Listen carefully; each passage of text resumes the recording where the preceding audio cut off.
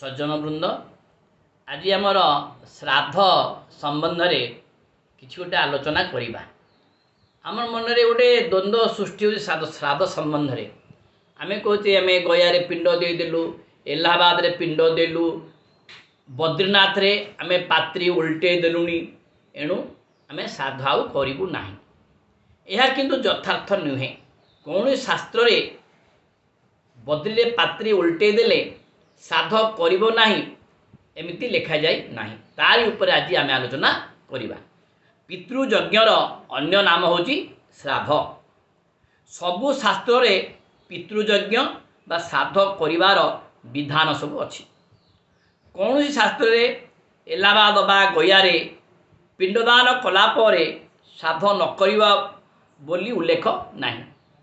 एणु प्रतिवर्ष श्राद्ध करणीय।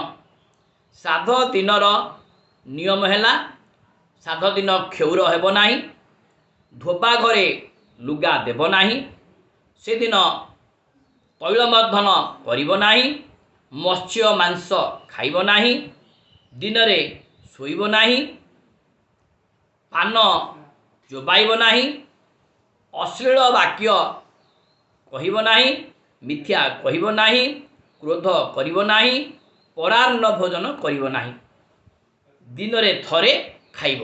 ये जो श्राद्ध दिनर नियम। किंतु मामू ससुर भाई और गुरुंकर अन्न व्यतीत अन्य मानक अन्न को परान्न कहती। गुरु घरे खाई परिबो, मामू घरे खाई परिबो, ससुर घरे खाई परिबो, भाई को घरे खाई परिबो। ये चारिंकर घरे खाइबो और अन्यत्र खाइबा उचित नुहे। यह शास्त्र श्राद्धर किंचित विधान।